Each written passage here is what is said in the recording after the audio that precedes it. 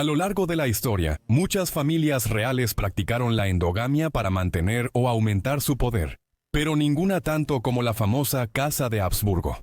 Esto llevó a una de las líneas femeninas más endogámicas de la historia, culminando en María Antonia de Austria, la princesa más endogámica de la historia.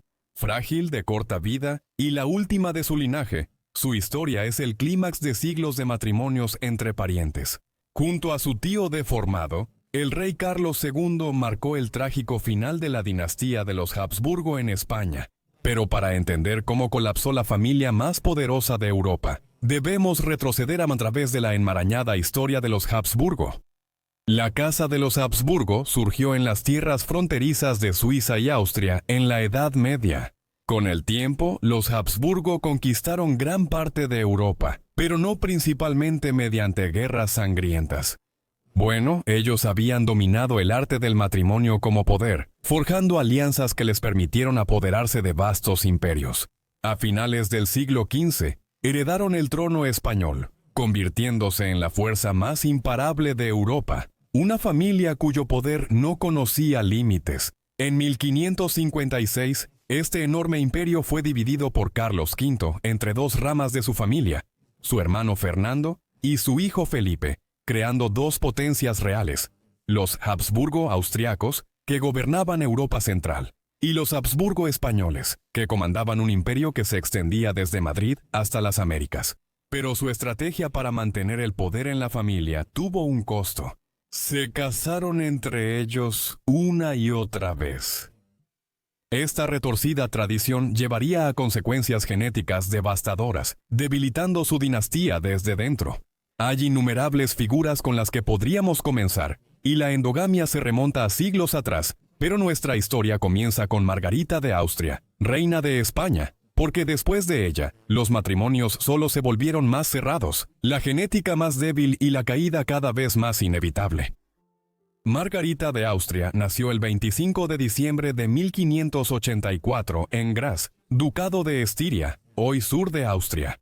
Su padre era Carlos II archiduque de Austria, y su madre era María Ana de Baviera. Como muchos miembros de la realeza europea, su linaje estaba enredado con generaciones de matrimonios entre primos, pero esta unión fue aún más allá. Eran tío y sobrina. Y aún así, contra todo pronóstico por una consanguinidad tan cercana, 12 de sus 15 hijos sobrevivieron hasta la edad adulta. Margarita, la octava hija, nació en un hogar lleno y ambicioso, rodeada de hermanos mayores que ya estaban siendo preparados para la grandeza.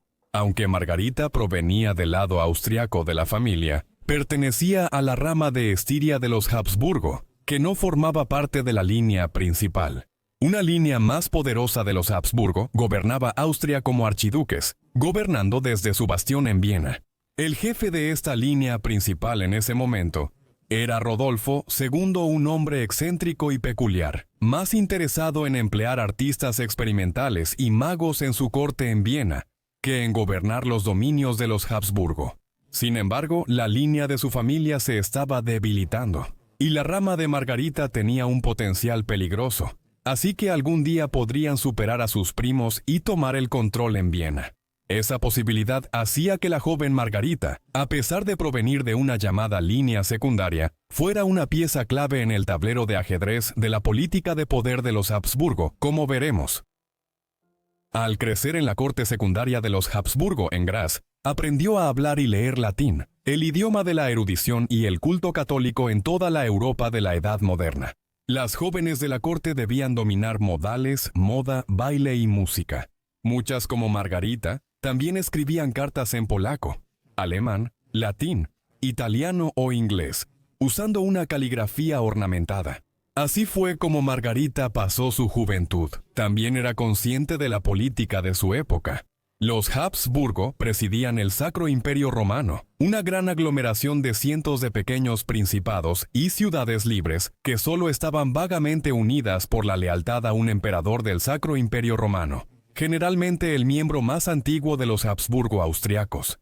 Durante siglos, el Sacro Imperio Romano se aferró a una delicada ilusión de unidad, pero esa ilusión se rompió en 1517, cuando la Reforma Protestante desató una tormenta de revueltas religiosas. A medida que los estados luteranos y calvinistas se separaban, siglos de orden imperial empezaron a desmoronarse. Margarita nació en medio del caos, en una época de crecientes tensiones, divisiones cada vez más profundas y un imperio fracturado al borde del colapso. Y pronto, su propia vida sería arrastrada por la tormenta. Cuando era muy joven, comenzaron a pensar en el posible matrimonio de Margarita. En la Europa de la Edad Moderna, no existía la adolescencia como concepto. Al iniciar la pubertad, normalmente a los 13 o 14 años, pasabas de niño a adulto, marcando la división entre inocencia y responsabilidad. Por lo tanto, se consideraba perfectamente normal que una hija de linaje real fuera casada como pieza diplomática cuando alcanzaba esa edad. Por supuesto, para las mujeres de la realeza, el matrimonio rara vez tenía que ver con el amor, y si eras una Habsburgo, casi seguro era con un pariente. Para ellos, la endogamia no era un tabú, era una estrategia. Unir las ramas austríaca y española no era arriesgado, era lo correcto. Ellos creían que el poder era más seguro cuando estaba unido por una sola cosa: su propia sangre. En el caso de Margarita, normalmente la habrían casado con un noble menor. Sin embargo, su primo, el emperador Rodolfo II, nunca se había casado, a pesar de una serie de negociaciones matrimoniales a lo largo de los años, y lo más probable era que fuera sucedido por su hermano, Matías, quien también no tenía hijos. Por esta razón, la realidad era que la rama estiria menor de la Casa de Habsburgo probablemente llegaría a ser la rama gobernante en Viena algún día, y el hermano de Margarita, Fernando, podría convertirse en el emperador del Sacro Imperio Romano Germánico. Por esta razón, la mano de Margarita en matrimonio se convirtió en una herramienta diplomática importante en la política de poder de Europa.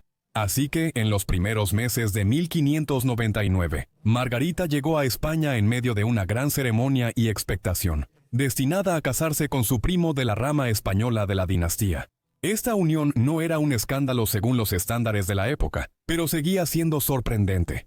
Felipe III, recién entrado en sus 20 años y ya cargando con el peso de la realeza, se casó con una niña de apenas 14 años. Con esta unión, Margarita no solo se convirtió en reina de España, se convirtió en la emperatriz ceremonial de un imperio global. Para 1599, la corona española había absorbido Portugal y sus riquezas de ultramar, gobernando vastas extensiones de América, el Caribe, África, Asia y el Pacífico. Cuando Margarita, de 14 años, se casó con Felipe III, en abril de 1599, en una sola ceremonia, posiblemente se volvió la mujer más poderosa del mundo. Pero detrás de la deslumbrante fachada de palacios y ceremonias, ¿qué le esperaba? ¿Una vida de influencia o una de aislamiento y deber? Felipe III, en teoría, era uno de los hombres más poderosos del mundo. Acababa de heredar las coronas de España y Portugal de su formidable padre, Felipe II, un gobernante severo e implacable que había pasado décadas librando guerras por toda Europa para aplastar el protestantismo y restaurar el dominio católico. Sin embargo, al hacerlo, dejó atrás un reino fracturado y en bancarrota. Fue en esta herencia incierta donde llegó la joven Margarita de 14 años, pero al mismo tiempo, no hay duda de que tenía influencia. Su esposo, a diferencia de su padre, era indeciso y fácilmente influenciable, y ella rápidamente comenzó a ejercer una influencia silenciosa pero creciente. Su misión era clara: inclinar la política exterior española hacia los intereses de sus parientes austriacos. Por suerte para Margarita, su matrimonio con Felipe era cercano y afectuoso, y pronto resultó en hijos. De hecho, rara vez hubo un momento en el resto de su vida en que no estuviera embarazada. Pero esta no era una línea real común y corriente. Tanto Margarita como su esposo, Felipe III, nacieron de uniones entre tío y sobrina, lo que los convierte en algunas de las personas más endogámicas en la historia de la realeza europea. Sus genes estaban tan ligados que su árbol genealógico parecía un círculo, no una rama. Cada hijo que tenían era el resultado de siglos de líneas de sangre cerradas, y cada embarazo no solo traía esperanza para la dinastía, sino también un riesgo de colapso genético. A pesar de estas probabilidades, Margarita dio a luz al menos 8 veces y, de manera notable, 5 de sus hijos llegaron a la edad adulta. Para una pareja con un ácido desoxirribonucleico tan peligrosamente entrelazado, el resultado fue nada menos que un milagro. Sin embargo, incluso los hijos que sobrevivieron llevaban la carga de su linaje, y las consecuencias genéticas se hicieron más evidentes en la siguiente generación. El 22 de septiembre de 1601, Margarita dio a luz a su primer hijo con Felipe, una hija llamada Ana María Mauricia. Al igual que su madre antes que ella, Ana María fue casada joven, prometida al rey Luis XIII de Francia con solo 10 años, y se casó en 1615 a los 14 años. Ana María tuvo un parto de un bebé muerto, y luego 4 abortos espontáneos, antes de dar a luz a 2 niños sanos, incluyendo a Luis XIV de Francia, el rey absolutista más poderoso de Europa. Del matrimonio de Margarita y Felipe nacieron más hijos. Una niña, María, lamentablemente murió apenas un mes después de haber nacido en la primavera de 1603. Sus 2 hijos menores, Margarita y Alfonso Mauricio, también murieron en la infancia o niñez, pero los hijos del medio sobrevivieron. El hijo mayor fue nombrado Felipe, como su padre, y después de su nacimiento el rey colmó a Margarita de amor y atención. Nacido en abril de 1605, se convertiría en el rey Felipe IV de España. Otra hija, María Ana, nacida en 1606, se casó con Fernando III de los Habsburgo de Austria. Este era su primo hermano, siendo él hijo de Fernando II, el hermano mayor de Margarita. María Ana dio a luz a 6 hijos, pero solo 3 sobrevivieron hasta la edad adulta.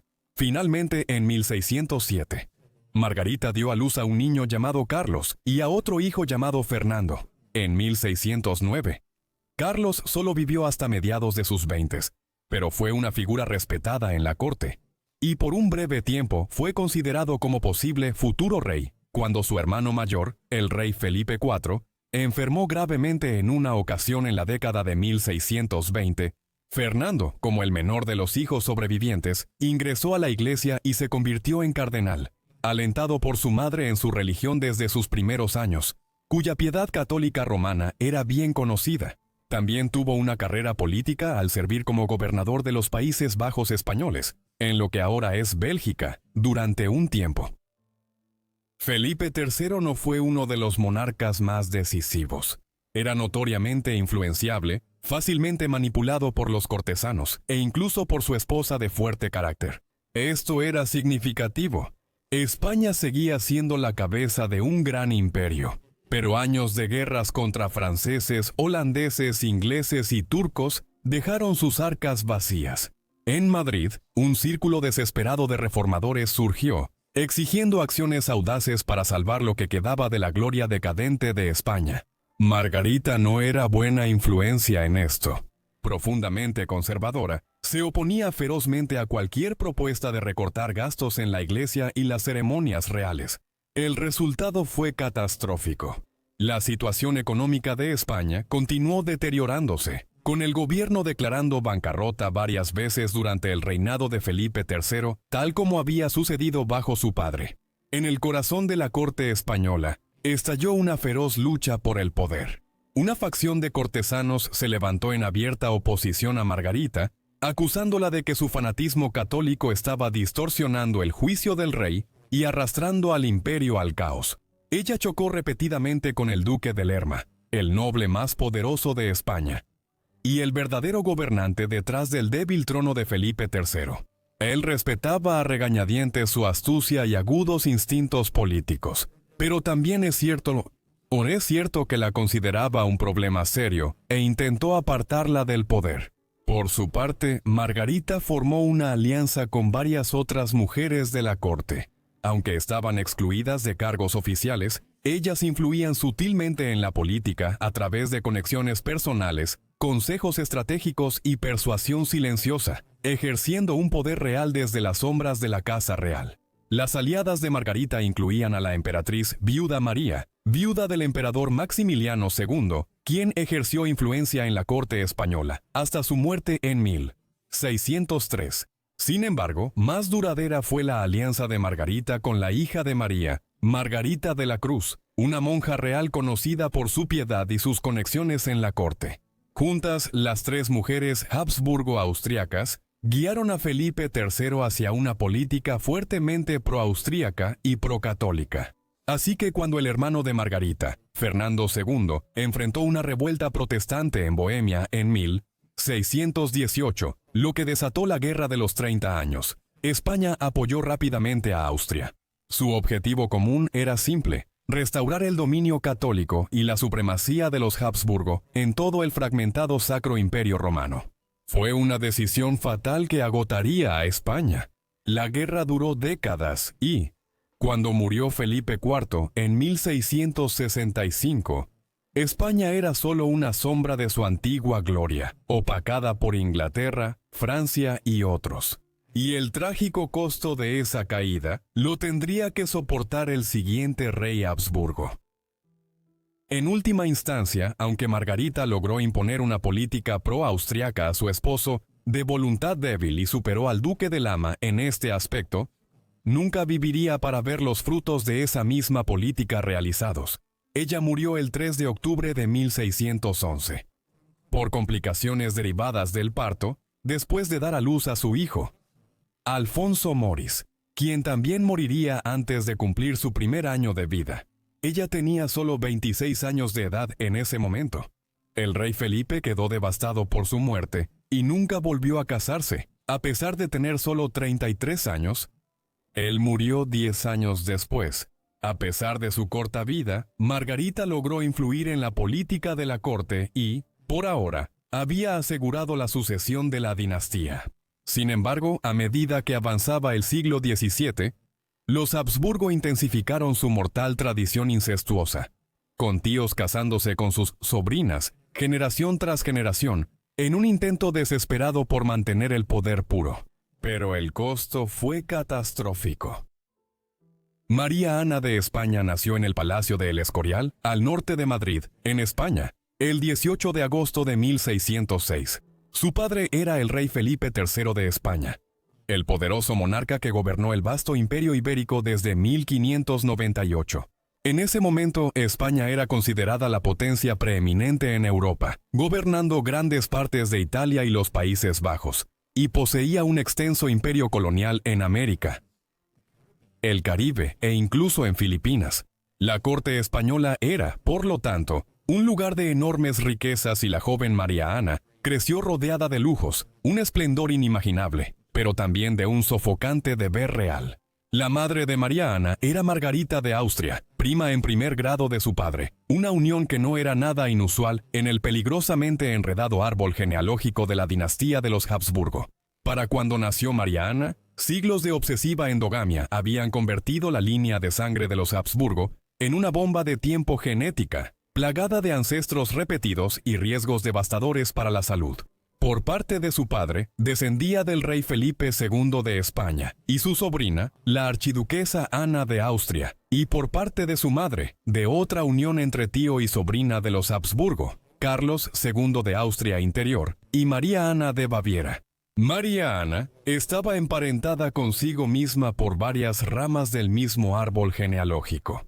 Sin embargo, sorprendentemente, no mostró ninguna de las famosas deformidades o afecciones de los Habsburgo, al menos no de forma visible. Sin embargo, lo peor aún estaba por venir, y las futuras generaciones no tendrían la misma suerte. María Ana fue la cuarta hija de sus padres. Ana sería reina de Francia y su hermano, Felipe IV, rey de España, en 1621. Esto ocurrió después de que su padre muriera prematuramente a los 42 años de edad, tras contraer una enfermedad que hasta hoy sigue siendo incierta, aunque el tifus o la influenza están entre las causas sospechosas.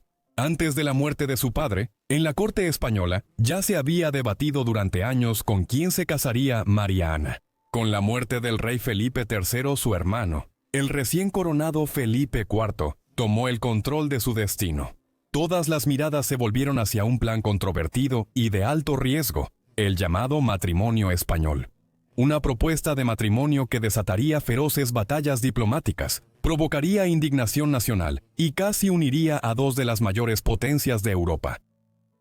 El posible matrimonio de María Ana fue un asunto diplomático clave en la política europea de los años 1620. Cuando aún era una niña, existía un plan para casarla con su primo, el archiduque Juan Carlos, hijo de Fernando II, el futuro emperador del Sacro Imperio Romano Germánico. Pero esto se vino abajo cuando Juan Carlos murió en 1618. En ese momento, España y Francia estaban enfrascadas en otro enfrentamiento por la supremacía, y fue entonces cuando surgió una propuesta sorprendente: una alianza con Inglaterra. Se planeaba que María Ana se casara con Carlos, príncipe de Gales y heredero de Inglaterra, Escocia e Irlanda. Era una jugada audaz, casi impensable, unir a dos rivales históricos mediante el matrimonio. Sin embargo, en el despiadado juego de la política de poder europea, nada estaba fuera de la mesa. Así comenzaron las infames negociaciones sobre el matrimonio español. Una apuesta real que sacudiría tanto a las cortes como a los reinos por igual. Estas negociaciones comenzaron en 1621, tras la muerte de Felipe III, y la ascensión del hermano de María Ana como rey, Felipe IV. Nuevos consejeros ahora dirigían el gobierno en Madrid y aconsejaron que se promoviera la alianza matrimonial con Inglaterra. Las conversaciones duraron años y culminaron en 1623, cuando el príncipe Carlos y el duque de Buckingham viajaron disfrazados a España para avanzar en las negociaciones. Al llegar a la corte española y rebelarse, al principio todo parecía bien, pero después las conversaciones se rompieron. Carlos consideró que lo habían tratado mal y se fue a Inglaterra. Cuando regresó, trajo de vuelta algo más que decepción. Trajo un desastre diplomático. Los planes de matrimonio no solo colapsaron, implosionaron, provocando indignación, escándalo y una reacción en cadena que llevó a una guerra total. Para 1625, la guerra anglo-española había comenzado y se prolongaría durante 5 años sangrientos. El rey Felipe ahora necesitaba encontrarle un nuevo esposo a su hermanita, y encontraría el candidato perfecto dentro de su propia familia. Con el colapso de las negociaciones sobre el matrimonio español y el inicio de la guerra, el gobierno español volvió a la idea de casar a María Ana con uno de sus muchos primos. Y así fue que en 1626, María Ana fue prometida a su primo, el archiduque Fernando de Austria, hijo y heredero del emperador Fernando II. Él también era el hermano menor del archiduque Juan Carlos, quien alguna vez había sido propuesto como esposo para María Ana antes de su prematura muerte años atrás. Las negociaciones matrimoniales duraron 2 años por desacuerdos sobre la dote y los derechos de sucesión en España. Al final, fue hasta finales de 1629 que María Ana y su séquito finalmente dejaron la corte española y partieron rumbo a Viena. El viaje duró más de 1 año, retrasado en gran parte por un devastador brote de peste bubónica en Italia, uno de los peores que la región había visto en la historia moderna temprana. Sin embargo, antes de que pudiera celebrarse la boda, Fernando, desconfiando de los retratos idealizados que había recibido, decidió ver a su prometida en secreto. Solo después de esta inspección privada, aceptó proceder con el matrimonio. El 20 de febrero de 1631, María Ana se casó en Viena con el futuro emperador Fernando III. A los 24 años se le consideraba una novia real bastante mayor, pero tenía una edad cercana a la de su nuevo esposo, quien era solo 1 año menor, con 23 años. Aunque era un matrimonio político, la relación fue sorprendentemente cálida y afectuosa. Fernando fue muy dedicado y fiel a su esposa durante toda su unión, algo poco común entre la realeza de la época. María Ana, con su carácter alegre y vivaz, equilibraba la personalidad más solemne de Fernando, trayendo luz a una corte que de otro modo sería seria. Pero su matrimonio se desarrolló en un contexto sombrío. La brutal e implacable Guerra de los 30 años, que arrasó Europa y dejó devastación a su paso.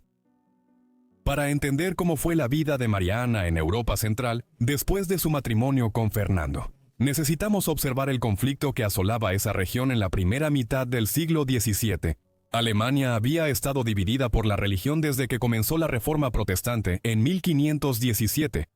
Durante el siglo XVI hubo guerras intermitentes entre católicos y protestantes en los principales estados alemanes. Estas estallaron de nuevo en 1618, cuando los protestantes de Bohemia, reino hoy Chequia gobernado por los Habsburgo, resistieron los intentos de restablecer el catolicismo en Praga y otros lugares. La Guerra de Bohemia derivó en la Guerra de los 30 Años en 1618 y 1619, al sumarse más estados alemanes al conflicto. Incluso mientras María Ana negociaba el matrimonio español con Inglaterra a inicios de 1620, los Habsburgo lograban victorias y casi imponían su autoridad en toda Alemania. Pero entonces, para evitar una victoria de los Habsburgo, otras grandes potencias protestantes comenzaron a intervenir en el conflicto.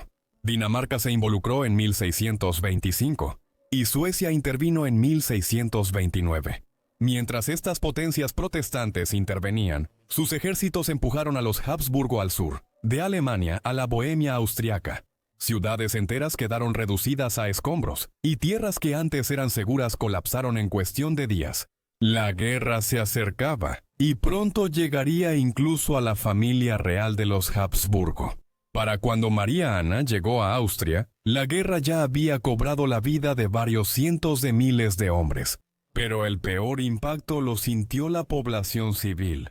Mientras granjas, pueblos y ciudades eran destruidos por incendios, la vida cotidiana se interrumpía y en algunos sitios surgió hambruna. Se estima que entre 4 y 10 millones de personas murieron antes de que terminara la guerra, lo que la convierte en la guerra más destructiva en la historia de la Europa moderna temprana. Incluso dentro de los muros dorados de los palacios de los Habsburgo, María Ana no podía ignorar el sufrimiento afuera. El imperio que gobernaba su nueva familia estaba siendo destrozado y los horrores de la guerra se acercaban cada vez más, mientras que su esposo, profundamente involucrado en el conflicto, a menudo estaba lejos en el frente. Esto no solo atormentaría al mundo a su alrededor, llegaría a definir toda su vida. Desde su matrimonio, María Ana fue reina consorte de Hungría y Bohemia, pero su ascenso continuó. En 1637, tras la muerte de su suegro, su esposo fue elegido emperador del Sacro Imperio Romano Germánico, y María Ana se convirtió en emperatriz en uno de los momentos más críticos de la historia europea. Aunque la mayoría de los franceses eran católicos, intervinieron en la guerra desde 1635 para sostener a los estados protestantes alemanes y debilitar a los Habsburgo. Mientras esto sucedía, los Habsburgo austriacos necesitaban la ayuda de sus primos españoles más que nunca. María Ana era un nexo clave entre los gobiernos austriaco y español, manteniendo correspondencia regular con su hermano, el rey Felipe IV de España. Ella le instaba a seguir la guerra contra los franceses y apoyar al lado austriaco de la familia, con su esposo frecuentemente ausente, liderando campañas militares por toda Alemania. María Ana se convirtió en una figura central en la corte austriaca. En lugar de depender de ministros hombres, Fernando le confió el poder real, nombrándola regente en múltiples ocasiones, un honor poco común que decía mucho sobre la confianza que tenía en su juicio y habilidad política. Pero mientras gobernaba en su ausencia, otro deber real se avecinaba, uno mucho más personal, mucho más peligroso, y que terminaría en desilusión. María Ana quedó embarazada frecuentemente tras casarse con Fernando. Se esperaba que las mujeres reales tuvieran la mayor cantidad posible de hijos en la época tardomedieval y moderna temprana. Un tercio de los niños moría en la infancia, y otros fallecían al crecer por enfermedades como sarampión y viruela. La mejor manera de asegurar la línea real era, por lo tanto, tener la mayor cantidad posible de hijos, y preferiblemente varios varones. El heredero de Fernando III nació en los 2 años siguientes a su boda con María Ana. Este fue el futuro Fernando IV, nacido en septiembre de 1633. La segunda hija de María Ana, una niña llamada Mariana como su madre, nació en diciembre de 1634, apenas 15 meses y medio después de Fernando. Un segundo hijo, Felipe Augusto, nació en 1637, pero murió antes de cumplir 2 años. Un tercer hijo, Maximiliano, ni siquiera llegó a cumplir su primer año de vida. Finalmente, en 1640, nació un segundo heredero sano. Este niño, llamado Leopoldo, eventualmente sucedería en los dominios de los Habsburgo a finales de la década de 1650 y llegaría a ser uno de los gobernantes Habsburgo con el reinado más largo y exitoso en la historia de casi 900 años de la familia. Durante la década de 1640, María Ana y Fernando creían que Leopoldo sería su último hijo. Después de todo, María Ana se acercaba a los 40 años a mediados de la década de 1640. Cuando María Ana volvió a embarazarse inesperadamente a finales de 1645, fue una sorpresa y un giro final en una vida ya turbulenta. Pero este sexto y último embarazo no traería celebración. El último embarazo de María Ana terminaría en tragedia, en parte debido al estado caótico de Austria, en 1646. Los suecos, apoyados por Francia, lideraban la Guerra de los 30 años, y en los años 1640 avanzaron hacia el sur, entrando en Bohemia y Austria. María Ana y su familia estaban en una residencia real en Linz, cuando supieron del rápido avance del enemigo en regiones antes consideradas fuera del alcance de los suecos y sus aliados franceses y alemanes. En un estado de pánico, la familia real huyó a Viena mientras las fuerzas enemigas se acercaban. La presión era inmensa. La corte estaba en caos. El imperio se desmoronaba en los bordes, y Praga eventualmente caería ante el avance del ejército sueco antes del final de la guerra. En medio de este caos y miedo, María Ana quedó embarazada de su sexto hijo. Entonces sucedió lo impensable. La peste llegó a Viena.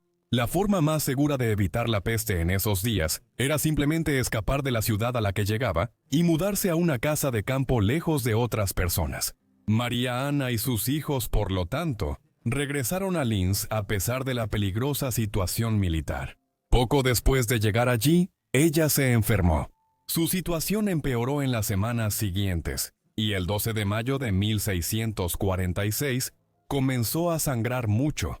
Los médicos se dieron cuenta de que la mejor oportunidad de que el niño sobreviviera era sacarlo de ella, una práctica terrible que era demasiado común en el mundo de la temprana modernidad. María Ana falleció por pérdida de sangre la madrugada del 13 de mayo de 1646 a los 39 años. El niño vivió solo unas pocas horas y fueron enterrados juntos en la cripta imperial de los Habsburgo en Viena. La Guerra de los 30 años continuó durante 2 años más. Cuando María Ana murió en 1646, las negociaciones de paz ya avanzaban en Westfalia y Osnabrück, noroeste de Alemania. Los Habsburgo tuvieron que aceptar la derrota, y se estableció el principio de que los estados europeos ya no podían intervenir en los asuntos de otros países y principados en lo que respecta a sus asuntos religiosos. A pesar de su amor, el esposo de María Ana se casaría 2 veces más, pero fueron los hijos e hijas que él y María Ana tuvieron quienes llegarían a gobernar en Austria y a producir los futuros reyes de España. María Ana nació en la víspera de Navidad de 1634 en Wimmeneustadt, justo al sur de Viena. Su padre era el archiduque Fernando de Austria, hijo de Fernando II el emperador del Sacro Imperio Romano Germánico, y una de las figuras más poderosas de Europa Central. El padre de María Ana también era el rey de Hungría y Croacia, como parte de los muchos títulos que los Habsburgo austriacos tenían en el siglo XVII. Tan solo 3 años después del nacimiento de María Ana, su padre heredaría el trono imperial. Esto significaba que cualquier hijo de Fernando se convertiría en una pieza importante en las alianzas matrimoniales, en las que participaban todas las familias reales de Europa en ese momento. Su madre, María Ana de España, era hija del rey Felipe III de España, lo que hacía de María Ana el producto de 2 de las familias reales más dominantes de Europa. Pero su unión era más que solo un matrimonio estratégico. Era un matrimonio de sangre. Los padres de María Ana eran primos cercanos, parte de la obsesiva práctica de endogamia de la dinastía de los Habsburgo para mantener el poder dentro de la familia. Este incansable entrecruzamiento moldearía el destino de María Ana de maneras que nadie podría predecir, como veremos pronto. El costo de esta tradición real sería mucho mayor de lo que cualquiera podría haber imaginado, llevando a consecuencias impactantes y devastadoras para la vida de María Ana. María Ana creció y estudió en Austria en tiempos de guerra. Su padre estaba profundamente involucrado en un conflicto brutal que había estado ocurriendo desde 1618, la infame Guerra de los 30 años, y él estaba decidido a ponerle fin. En 1645, mientras avanzaban las negociaciones de paz, la atención se enfocó en el futuro de María Ana, más específicamente en su matrimonio, una pieza crucial en el gran tablero de ajedrez de las alianzas de los Habsburgo. El plan era claro: ella se casaría con un príncipe español. El hombre en cuestión era Baltasar Carlos, príncipe de Asturias y de Gerona. Era el único hijo del rey Felipe IV de España y de Isabel de Francia, fallecida en 1644. Pero había un problema evidente. Baltasar Carlos era el primer primo de María Ana, el hijo del hermano de su madre. Aún así, para los Habsburgo, lazos de sangre tan cercanos difícilmente eran un problema. Para 1646 se llegó a un acuerdo. Cuando María Ana cumpliera la mayoría de edad en 2 años, se casaría con Baltasar, 5 años mayor. Entonces el destino intervino. En octubre de 1646, apenas unas semanas después de su compromiso, Baltasar Carlos cayó enfermo. Murió poco después, posiblemente de viruela. Solo unos días antes de cumplir 17 años. El compromiso se rompió y España se quedó de repente sin heredero. Esto creó una crisis para Felipe IV. Viudo y sin un sucesor varón, enfrentó una enorme presión para asegurar la dinastía. Su solución: una propuesta impactante. Como Baltasar ya no podía casarse con María Ana, Felipe decidió casarse él mismo con ella. Increíblemente se llegó a un acuerdo con ese arreglo. La boda tuvo que posponerse debido a la corta edad de María Ana, pero el 7 de octubre de 1649 se casó con su tío en una iglesia a las afueras de Madrid. Ella tenía solo 14 años, él tenía 44. María Ana hizo todo para adaptarse a la vida en Madrid. Con solo 14 años, ahora era la reina consorte del imperio más grande de la tierra. El dominio de España abarcaba América, Filipinas y otros territorios, lo que la convertía en una superpotencia global. Su esposo, Felipe IV, era conocido en la corte como Replaneda, el Rey Planeta, un gran título que simbolizaba el alcance de su imperio por todo el mundo. Arrojada al corazón de la realeza española a una edad tan temprana, María Ana no tuvo más opción que adaptarse rápidamente. Dominó el español, navegó la compleja política de la corte y se preparó para un papel mucho más importante. Aunque era la esposa de Felipe, eventualmente se convertiría en el verdadero poder detrás del trono. El matrimonio de María Ana y Felipe pronto tuvo hijos. Su primera hija, Margarita Teresa, nació en 1651 y su destino reflejó el de su madre en un inquietante acto de repetición dinástica. Luego ocurrió una tragedia cuando 2 de sus hijos, María Ambrosia y Fernando Tomás, murieron en la infancia. María Ana y Felipe tuvieron otros 2 hijos, Felipe Próspero, nacido en 1657, y Carlos, nacido en 1661. Pero la desgracia volvió a golpear. Felipe Próspero murió en 1661, dejando solo a Carlos como la última esperanza para el trono español. Luego, en 1665, el mundo de María Ana cambió para siempre. Felipe IV, su esposo y tío, murió, dejando atrás un imperio roto y un heredero frágil. Carlos, a punto de cumplir 4 años, se convirtió en rey. Pero el futuro de España estaba lejos de ser seguro, y María Ana estaba a punto de tomar el papel principal en uno de los periodos más turbulentos de su historia.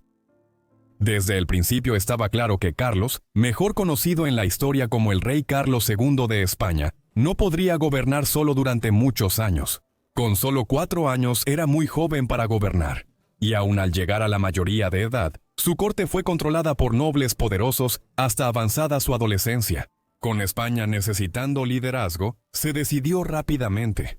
María Ana sería regente mientras su hijo era menor de edad.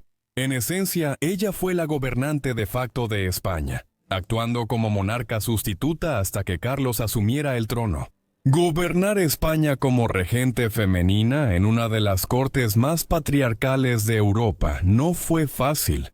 Aunque ostentaba el título de regente, su autoridad fue constantemente desafiada por los nobles españoles de alto rango que ejercían una inmensa influencia en los años siguientes. María Ana enfrentó un desafío inmenso como regente. España había sido una vez la mayor superpotencia del mundo. Su imperio se expandía por las Américas, impulsado por el oro y la plata aparentemente inagotables de las minas de México, Perú y Bolivia. Pero para el siglo XVII, esas riquezas se estaban agotando. Y el estancamiento político, los problemas económicos y la agitación interna de España se volvían imposibles de ignorar. Ahora le correspondía a María Ana revertir el declive de España, todo mientras gestionaba guerras constantes que drenaban los recursos y la moral. Uno de los conflictos más largos fue la guerra con Portugal, que estuvo bajo dominio español desde 1580 y se rebeló en 1640. Cuando María Ana asumió el poder, ya era evidente que la guerra era imposible de ganar, sobre todo porque Francia e Inglaterra apoyaban a los portugueses. Influenciada por su consejero jesuita, el cardenal Juan Everardo Nithard, María Ana tomó una decisión audaz. España reduciría sus pérdidas. En 1668, ella firmó tanto el Tratado de Aquisgrán como el Tratado de Lisboa, poniendo fin a la guerra con Francia y Portugal, y reconociendo oficialmente la independencia de Portugal. Pero los problemas de España no terminaron. 4 años después, estalló otra guerra, ahora con Francia. ¿La razón? España todavía controlaba los Países Bajos españoles, lo que hoy es Bélgica y Luxemburgo, y el rey Luis XIV de Francia estaba decidido a apoderarse de ellos para sí mismo. Así que la lucha por la supervivencia de España estaba lejos de terminar. Aunque las luchas internacionales de España eran graves, no se comparaban con la crisis interna. A medida que crecía, quedaba claro que el rey Carlos II, el único hijo sobreviviente de María Ana, no estaba bien. Los historiadores y expertos médicos aún debaten qué exactamente aquejaba a Carlos, pero los registros pintan un panorama sombrío. Su cuerpo nunca se desarrolló completamente. Apenas podía caminar sin ayuda. Tenía una mandíbula de Habsburgo tan pronunciada que le costaba masticar la comida adecuadamente, y sus facultades mentales estaban gravemente afectadas.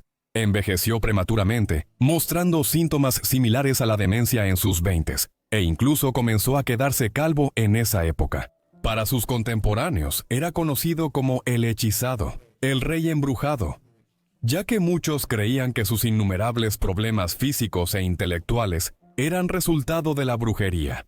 Pero la verdadera causa de preocupación era más siniestra. La condición de Carlos probablemente se debió a una endogamia severa que debilitó la línea de sangre de los Habsburgo por generaciones. Probablemente sufría de una combinación de trastornos genéticos, incluyendo deficiencias hormonales, epilepsia, deformidades esqueléticas y más. Esto no fue una coincidencia. María Ana se había casado con su propio tío, y ambos provenían de una dinastía que se había mezclado entre sí durante siglos. El coeficiente de consanguinidad de Carlos, una medida de cuán genéticamente similares son los padres de una persona, era sorprendentemente alto. De hecho, algunas estimaciones sugieren que su composición genética era tan endogámica como la de un hijo nacido de hermanos. Otras teorías propuestas por investigadores modernos como la causa de su condición incluyen uno o más trastornos autosómicos recesivos y una infección herpética adquirida cuando era un bebé que causó hidrocefalia, que es una acumulación excesiva de líquido cefalorraquídeo en el cerebro. Para la década de 1670 se volvió innegable. Carlos nunca sería capaz de gobernar España completamente por sí mismo. Ya luchando en el escenario mundial, España ahora enfrentaba una pesadilla aún mayor. Un imperio gobernado por un rey que apenas podía funcionar. Se consideró que Carlos alcanzó la mayoría de edad en 1675, cuando cumplió 14 años, y el largo periodo de regencia de su madre llegó a su fin.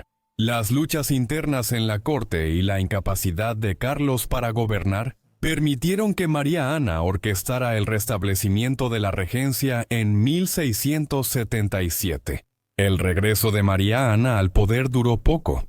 fue superada cuando Juan José de Austria, el hijo ilegítimo del difunto rey Felipe IV, y por lo tanto, medio hermano de Carlos II, tomó el control de la regencia. Sin embargo, solo gobernó 2 años antes de morir en 1679. Con la muerte de Juan, ella recuperó la regencia, convirtiéndose una vez más en la figura más poderosa de España. Esta vez, mantendría el poder por el resto de su vida.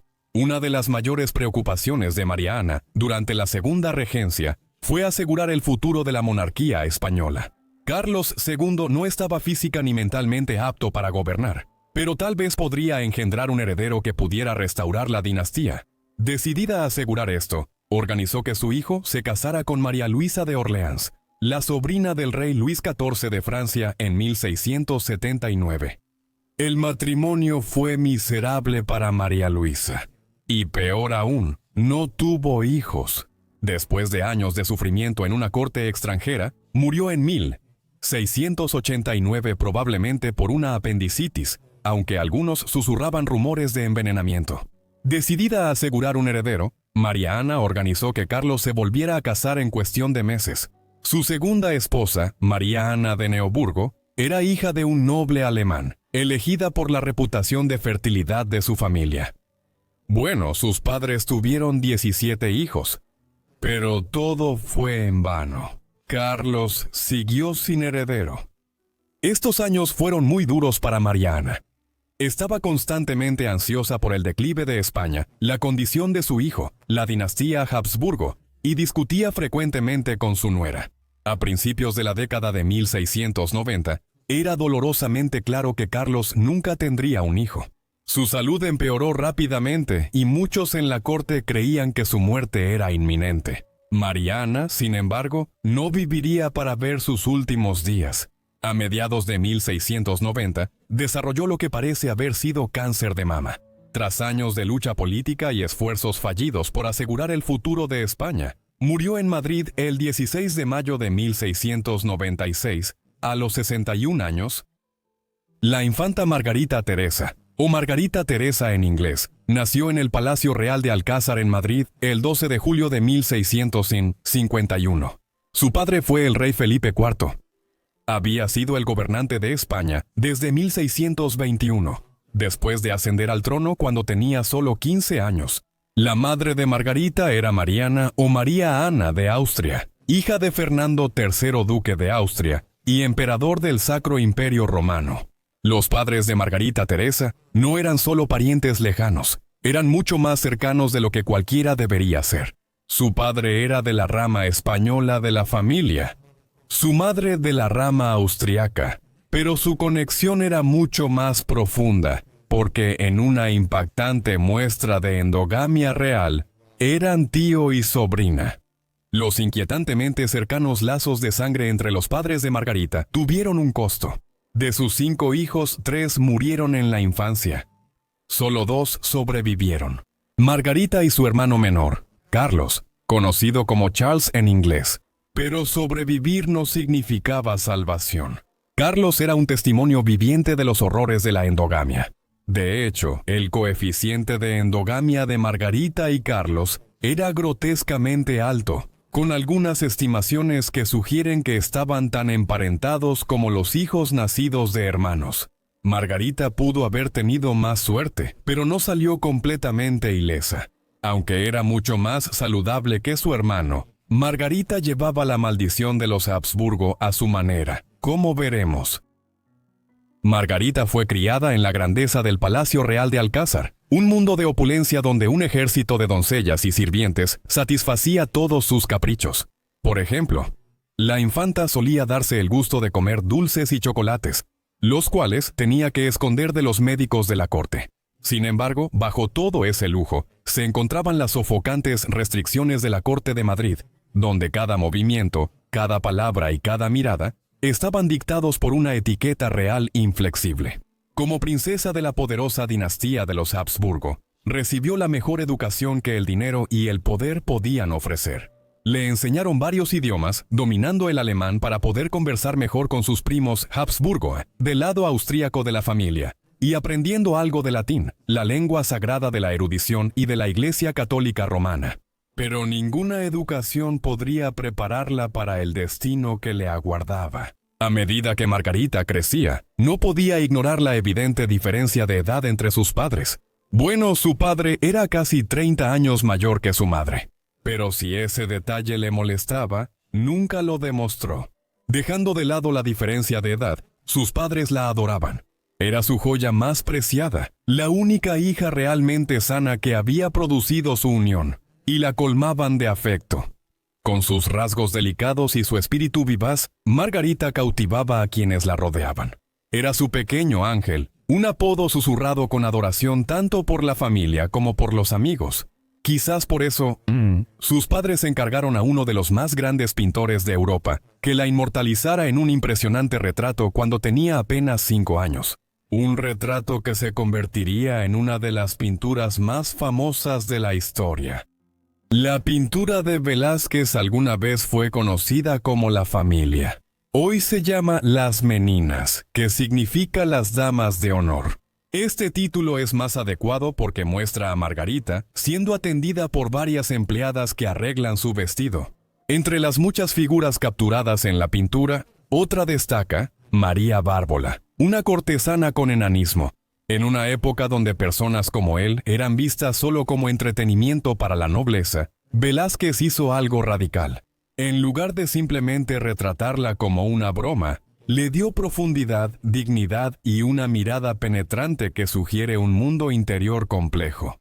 Incluso Velázquez aparece en la obra, como observador silencioso del lujoso pero rígido mundo de la corte española. Otras personas se ven en pinturas y espejos en Las Meninas, incluidos los padres de Margarita. Y esta tampoco fue la única pintura famosa de Margarita. Velázquez pintó nada menos que 5 retratos de la princesa en su juventud, inmortalizando su belleza y elegancia real. De hecho, fue una de las jóvenes más retratadas de toda la Europa moderna temprana, forjando su imagen de poder y prestigio, aunque esto contrastaría con el triste destino que le esperaba.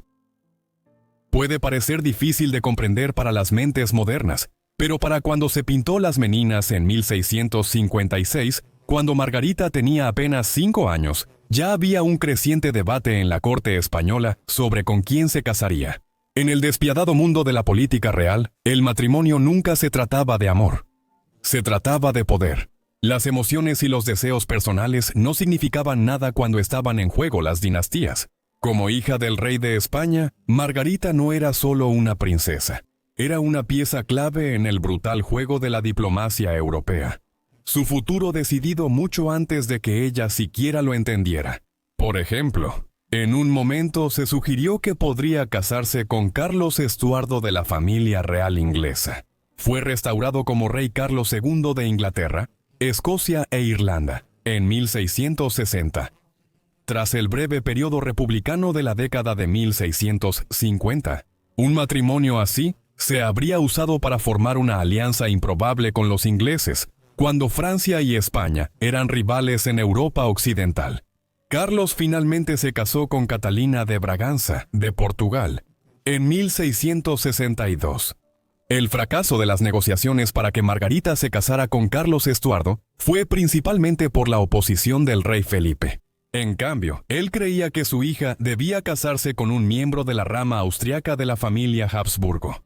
Parecía no mostrar ninguna preocupación de que este matrimonio profundizara la endogamia de la familia. Después de todo, era simplemente la manera en que los Habsburgo mantenían el poder en sus manos. En cuanto a Margarita, ella no tenía voz ni voto en su destino. Cuando comenzaron las negociaciones entre Madrid y Viena, probablemente Margarita no tenía idea de las impactantes consecuencias que traería esta unión. Margarita tenía apenas 11 años cuando se anunció en la corte real que se casaría con Leopoldo de la Casa de Habsburgo. Al igual que su madre antes que ella, Margarita estaba destinada a continuar la tradición incestuosa de los Habsburgo, y se iba a casar con un familiar muy cercano, un hombre que era tanto su primo hermano como su tío. Leopoldo, hermano menor de su madre, llegó a ser archiduque de Austria, rey de Hungría, Croacia y Bohemia, y emperador del Sacro Imperio Romano Germánico, rápidamente a finales de la década de 1650. Incluso en la Europa de la Edad Moderna, había estándares sobre cuándo un niño podía casarse. Margarita fue prometida a su tío a principios de 1663, pero se consideró que era demasiado joven para que el matrimonio se llevara a cabo en ese momento. En cambio, no fue sino hasta abril de 1666, cuando ya se acercaba a su 15º cumpleaños, que Margarita partió de Madrid rumbo a Viena. Tras 6 meses de viaje, el séquito real español llegó a Viena en diciembre de 1666. La ceremonia de matrimonio tuvo lugar unos días después, el 12 de diciembre. Fue un evento magnífico, al que asistieron muchos de los monarcas y dignatarios más poderosos de Europa, sin escatimar en gastos. Y la grandeza no terminó ahí. Las celebraciones continuaron durante todo 1667. Sin embargo, detrás del esplendor, ya se estaba desarrollando un destino oscuro. La vida en Viena era peculiar y a veces difícil para Margarita. Para empezar, ella y su nuevo esposo tenían un matrimonio extraño. Puede sorprender a los oídos modernos escuchar esto, pero ellos no intentaron ignorar su estrecha relación de sangre. De hecho, ella lo llamaba tío. A pesar de esta situación poco ortodoxa, sí se llevaban bien. Disfrutaban de algunos de los mismos intereses, como el arte y la música. Y Leopoldo hizo todo lo posible para asegurarse de que Margarita estuviera cómoda en su nuevo entorno. Era común que la realeza como Margarita, al casarse con un príncipe extranjero, llevara parte de su antiguo personal doméstico. Así que habría tenido algunos rostros familiares a su alrededor en la corte de Viena mientras se adaptaba a su nueva vida. Quizás incluso había algunas personas que habían estado en Madrid cuando Velázquez pintaba las Meninas muchos años antes. A pesar de esto, Margarita seguía profundamente nostálgica, aferrándose a sus raíces españolas y haciendo poco por mejorar su alemán. Con el paso del tiempo, su belleza delicada comenzó a desvanecerse. Su tez se volvió más pálida, sus rasgos más cansados, y la característica mandíbula de los Habsburgo se hizo más pronunciada. El matrimonio también tenía otros problemas. Margarita quedó embarazada casi inmediatamente después de llegar a Viena y dio a luz a un niño llamado Fernando en septiembre de 1667. Sin embargo, solo vivió 3 meses y medio y murió en enero de 1668. Su suerte pareció cambiar con el nacimiento de su siguiente hija, María Antonia, nacida en enero de 1669. Ella sería la única de los hijos de Margarita que sobreviviría. Otros 2 no tuvieron tanta suerte. Un hijo, Juan Leopoldo, nació el 20 de febrero de 1670, pero trágicamente murió a las pocas horas. Otra hija, María Ana, vivió solo 2 semanas antes de fallecer en febrero de 1672. Y este patrón devastador era una señal de lo que estaba por venir. La difícil serie de embarazos de Margarita se debió en parte a sus propios problemas de salud. Aunque había sido una niña mucho más saludable que su hermano, Margarita sí tuvo algunos problemas de salud crecientes en los años previos y posteriores a su llegada a Viena. Cuando llegó a la capital austriaca a finales de 1666, la gente allí comenzó rápidamente a comentar sobre sus frecuentes enfermedades. Por un tiempo, muchos observadores lo atribuyeron al desgaste constante del embarazo. En solo 6 años, soportó 6 embarazos, incluyendo 4 nacimientos vivos y 2 abortos espontáneos, cada uno dejándola más débil y más deprimida que antes. Pero con el paso del tiempo, quedó claro que algo más siniestro estaba ocurriendo. Margaret a menudo estaba confinada a su cama, incluso cuando no estaba embarazada. Los médicos le diagnosticaron una glándula tiroides agrandada, pero en el siglo XVII no había cura, y su condición solo empeoró. Las cosas empeoraron para Margaret a inicios de la primavera de 1673. Meseyete tuvo un ataque de dolores de estómago que duró 3 semanas. Luego le dio fiebre. Existen documentos escritos por embajadores extranjeros en la corte de Viena en esa época que indican que muchos estaban seriamente preocupados de que ella muriera. A principios de marzo tenía dificultades para respirar, y el 10 de marzo llamaron a un confesor para escuchar su última confesión y darle el sacramento.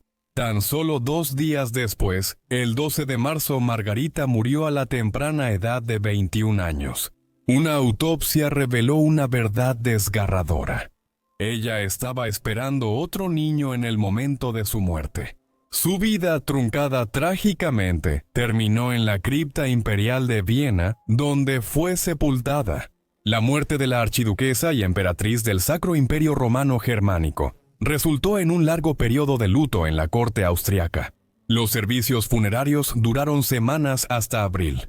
Leopoldo estaba devastado por la temprana muerte de su esposa. Sin embargo, esto no le impidió volver a casarse antes de que terminara el año. Su nueva esposa era la archiduquesa Claudia Felicitas de Austria, miembro de la rama tirolesa de los Habsburgo. Pero para Leopoldo, el matrimonio no era por amor, era por supervivencia. El juego dinástico tenía que continuar, y se necesitaban desesperadamente más herederos, preferiblemente varones, para asegurar que el reinado de los Habsburgo pudiera perdurar. Después de la muerte de Margarita, sus derechos al trono español pasaron a su única hija sobreviviente, María Antonia. María Antonia de Austria nació el 18 de enero de 1669 en el Palacio Hofburg en Viena, la capital de Austria. Su padre era Leopoldo I, un hombre muy poderoso. Fue emperador del Sacro Imperio Romano Germánico y rey de Hungría, Croacia y Bohemia. Su madre era Margarita Teresa de España, hija del rey Felipe IV de España y Mariana de Austria. Como he mencionado a lo largo de esto, a los Habsburgo les gustaba mantenerlo en la familia, primos segundos, primos hermanos, incluso tíos y sobrinas. Y estos siglos de incansable endogamia culminaron en María Antonia. Ella no fue solo resultado de una unión desafortunada. Ella fue el resultado de generación tras generación de matrimonios entre tíos y sobrinas, lo que agravó la decadencia genética de la dinastía. Por supuesto, sus padres también eran tío y sobrina. Todo esto significaba que María Antonia era la Habsburgo más endogámica de todos los tiempos, superando incluso a su infame tío, Carlos II de España. Tenía un coeficiente de endogamia tan alto que era más endogámica que un hijo nacido de una unión entre padre e hija o entre hermanos. Entonces, ¿qué significaba esto para María Antonia? ¿Sufriría el mismo destino trágico que Carlos II o de alguna manera había escapado de la maldición de la obsesión de su familia? Milagrosamente, María Antonia nació sana y fue una niña relativamente normal, desafiando las expectativas dadas las condiciones extremas de consanguinidad. Pero ella fue la excepción, no la regla. Como la segunda hija del matrimonio profundamente incestuoso de sus padres, fue la única que sobrevivió más allá de la infancia, probablemente como resultado de los siglos de endogamia que habían debilitado su linaje. El primer hijo de sus padres fue un niño llamado Fernando, quien murió un año antes de que María Antonia naciera. Juan y María Ana nacieron en 1670 y 1672. Lamentablemente, ambos también fallecieron a las pocas horas o días de haber nacido. Luego, para empeorar las cosas, su madre, Margarita Teresa, una mujer frágil y enfermiza, murió en marzo de 1673, con solo 21 años de edad. Los años de endogamia habían cobrado factura, y como muchos Habsburgo antes que ella, era físicamente débil y estaba aquejada por una mala salud. María Antonia quedó huérfana de madre con solo 4 años, y como la única hija sobreviviente de la profundamente endogámica unión de sus padres, de repente se vio en una posición precaria. Era una posible heredera del archiducado de Austria, pero solo hasta que su padre se volviera a casar y tuviera un heredero varón. Austria jamás tuvo una gobernante mujer, y ni siquiera se sabía si la ley lo permitía. Si Leopoldo moría de repente, ¿los nobles aceptarían a una mujer gobernante? ¿O Austria se sumiría en el caos? Y María Antonia no solo era una posible heredera de Austria, también tenía un fuerte derecho como sucesora al trono español. colocándola en el centro de una de las dinastías más poderosas e inestables de Europa. María Antonia pudo haber sido la Habsburgo más endogámica de todos los tiempos, pero fue su tío Carlos, conocido como Carlos II de España, quien más sufrió por ello. Como se mencionó antes, Carlos heredó el trono español en 1665 justo antes de cumplir 4 años. Sin embargo, nunca pudo gobernar por sí mismo, y constantemente necesitaba asesores y representantes que gobernaran en su nombre. Como resultado, en las cortes de Europa siempre se hablaba de la sucesión. Con la muerte de su madre en marzo de 1673, María Antonia se convirtió en la heredera legítima de su tío, el rey Carlos II de España. A pesar de tener solo 11 años, la delicada salud y graves discapacidades de Carlos hacían dudar a muchos de que pudiera tener un hijo. Esto convirtió a María Antonia en la presunta futura reina de España, destinada a heredar no solo el trono español, sino también su vasto imperio que se extendía por Europa, América y más allá. Y dado el deterioro de la condición de Carlos, ese día podría llegar mucho antes de lo que cualquiera esperaba. Como resultado de todo esto, María Antonia vivió su vida bajo una lupa. Los diplomáticos examinaban cuidadosamente sus acciones cuando visitaban la corte en Viena, y su padre buscaba promover la idea de que algún día sucedería a Carlos. Esto resultó en mucha propaganda de los Habsburgo. María Antonia posó para muchos retratos en su juventud, algo común en la realeza. Su padre usó estas pinturas para promover su derecho al trono de España, enviándolas por Europa y España para hacerla visible y reforzar su estatus. Esto era necesario porque ella era una mujer. Si un heredero varón al trono de España hubiera vivido en Viena, no habría hecho falta propaganda como esta. Pero el miedo al gobierno femenino era profundo, y la idea de que una mujer heredara el vasto imperio de España era suficiente para causar conmoción en las cortes de Europa. Mientras María Antonia crecía en Viena, permanecía completamente ajena a la tormenta política que la rodeaba.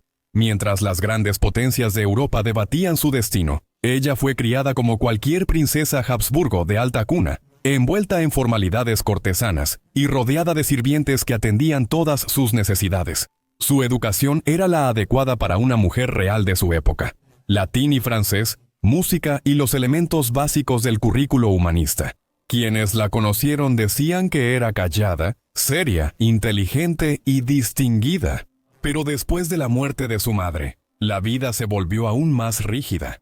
Dicho esto, María Antonia sí tuvo una rápida sucesión de madrastras. A los pocos meses de la muerte de su esposa, Leopoldo se casó con su prima segunda, la archiduquesa Claudia Felicitas de Austria, miembro de la rama tirolesa de los Habsburgo. María Antonia tenía una buena relación con su madrastra, pero ella también murió joven en 1676 por tuberculosis.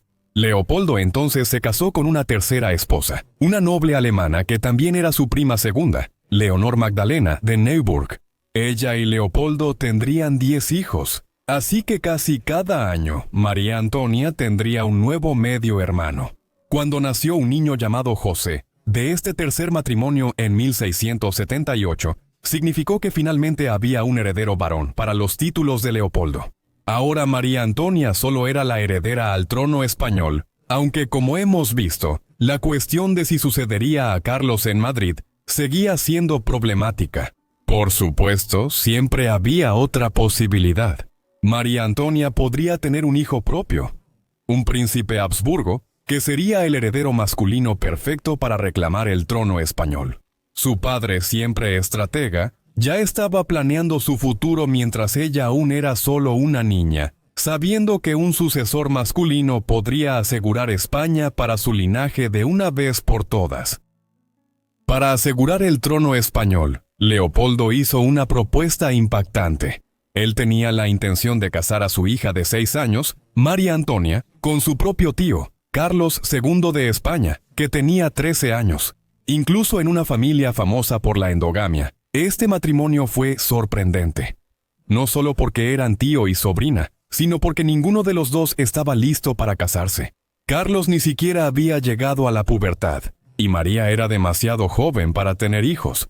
A pesar de esto, en 1676, Su compromiso fue anunciado formalmente, y se planeó una boda por poder para diciembre. Pero en el último momento, todo se vino abajo. Al año siguiente, Carlos le informó a Leopoldo que no podía seguir adelante con eso. España necesitaba un heredero, y su sobrina simplemente era demasiado joven. Al final, Carlos II se casó con María Luisa de Orleans en 1679, aparentemente cerrando la puerta a la oportunidad de María Antonia de convertirse en reina de España. En su lugar surgió un nuevo plan. Ella debía casarse con Víctor Amadeo II, el joven duque de Saboya, quien heredó su título con solo 9 años en 1675. Pero este matrimonio no se concretó. En cambio, en 1685, María Antonia se casó con su primo segundo, Maximiliano II, príncipe elector de Baviera. Con solo 16 años, ella dejó Viena rumbo a Múnich, comenzando una nueva vida con su esposo. Poco después, Maximiliano fue nombrado gobernador de los Países Bajos españoles, y la pareja pasó gran parte de su tiempo en Bruselas. En Múnich y Bruselas, María Antonia era inmensamente infeliz. En apariencia, el matrimonio no era una mala unión. Maximiliano era solo unos años mayor que ella, y eran parientes lo suficientemente lejanos como para reducir un poco la endogamia de los Habsburgo. Pero había otros problemas. Él era un extrovertido social, y ella era una introvertida estudiosa que no le gustaban las ceremonias de la corte. Maximiliano a menudo la trataba con indiferencia, y un contemporáneo incluso se refirió a él como una de las mentes y corazones más perversos que uno pueda imaginar. Maximiliano no perdió tiempo en traicionar a su joven esposa, exhibiendo abiertamente a su amante, mientras María Antonia soportaba el frío y sin amor matrimonio en el que había sido obligada a entrar. Sin embargo, su mayor sufrimiento no vino de su esposo infiel, sino de su propia línea de sangre maldita. Como varios de sus antepasados endogámicos, tuvo problemas en el embarazo, y 2 hijos murieron al nacer en 1689 y 1690. Para 1691, María Antonia ya no podía más. Embarazada una vez más y sin querer soportar las humillaciones de Maximiliano, huyó a Viena, dejando atrás a su esposo infiel. Ahora crecían los rumores de que no tenía intención de regresar con él. Luego, en octubre de 1692, contra todo pronóstico, dio a luz a un hijo sano, José Fernando de Baviera, el niño que podría cambiar el curso de la historia europea. Pero la batalla de María Antonia por sobrevivir estaba lejos de terminar. La corte española celebró con alegría el nacimiento de José Fernando, el esperado heredero. Pero este momento de triunfo tuvo un costo devastador: la vida de su madre. María Antonia sufrió una infección posparto, una condición que hoy en día podría curarse fácilmente con antibióticos. Pero en el siglo XVII no existía tal salvación. El cuerpo o combatía la infección o sucumbía ante ella. Con el paso de las semanas, su fiebre aumentaba y sus fuerzas se desvanecían. Para diciembre estaba claro que ella estaba perdiendo la batalla. Luego, en la víspera de Navidad de 1692, con solo 23 años, María Antonia exhaló su último aliento, dejando atrás a su pequeño hijo, José Fernando, la frágil esperanza para el futuro de España. Pero con la sucesión aún incierta, las grandes potencias de Europa ya estaban observando y esperando. La muerte de María Antonia dejó completamente abierta la cuestión de la sucesión española. Para entonces estaba claro que su tío Carlos no podía tener hijos, y su salud era terrible. Los contemporáneos esperaban su muerte cada año en la década de 1690. Pero luchó hasta finales de 1700. En los años posteriores a la muerte de María Antonia, los Habsburgo austriacos lucharon ferozmente para consolidar su reclamo al trono español y su vasto imperio. Su argumento era que el hijo de María Antonia, el joven José Fernando, era el heredero legítimo. Después de todo, él no era cualquier pretendiente. Era bisnieto del rey Felipe IV, quien había gobernado España de 1621 a 1665, lo que hacía que su linaje fuera uno de los lazos más fuertes con la decadente dinastía española. La mayoría en la corte española coincidía en que el hijo de María era el mejor candidato para suceder a Carlos tras su muerte. Sin embargo, la Casa Real Francesa de Borbón también tenía un reclamo. La hija de Felipe IV, María Teresa, se había casado con Luis XIV, rey de Francia, en 1660, un matrimonio que dio lugar a muchos hijos y nietos. De estos nietos había un niño llamado Felipe, bisnieto del rey Felipe III de España, quien había gobernado a principios del siglo XVII. Quizá habría pasado completamente desapercibido, de no ser por la tragedia. En 1699, el único hijo sobreviviente de María Antonia, José Fernando, murió de viruela, la enfermedad más mortal de la época. Con su muerte, los Habsburgo austriacos perdieron la reclamación al trono español y centraron sus ambiciones en Carlos, uno de los hijos menores de Leopoldo, quien pronto sería el nuevo aspirante al imperio español. El 1 de noviembre de 1700, Carlos II, el rey hechizado, murió con solo 38 años de edad. Como alterado, su segundo matrimonio no había producido hijos, y con su muerte, la dinastía de los Habsburgo españoles llegó a su fin. En su lecho de muerte, Carlos tomó una decisión trascendental. Nombró heredero al candidato francés Felipe, asegurando que España se alineara con Francia. Pero esto indignó a toda Europa.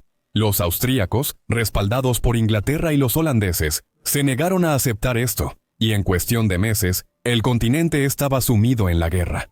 Así, en 1701 comenzó la brutal Guerra de Sucesión Española, una lucha de 13 años que involucró a casi todas las principales potencias europeas. Al final, el candidato francés prevaleció y Felipe V tomó el trono español. Pero con una condición: España y Francia tenían prohibido unirse bajo una sola corona. Mientras tanto, los austríacos recibieron las extensas posesiones europeas de España, como Bélgica, Milán, Nápoles y Cerdeña. Si María Antonia o su hijo hubieran vivido, la sucesión podría haber sido mucho menos caótica, y la historia muy diferente. Muchas gracias a todos por ver este video sobre esta línea de princesas endogámicas, y la línea más endogámica o una de las más endogámicas de la historia. Espero que les haya parecido interesante. Díganme en los comentarios qué opinan del video y si quieren más videos largos o sobre endogamia, también coméntenlo. Espero que estén suscritos y tengan las notificaciones activadas para recibir todos mis videos en cuanto los suba. De todos modos, eso es todo de mi parte. Así que los veré a todos en el próximo Vidas Olvidadas. Gracias.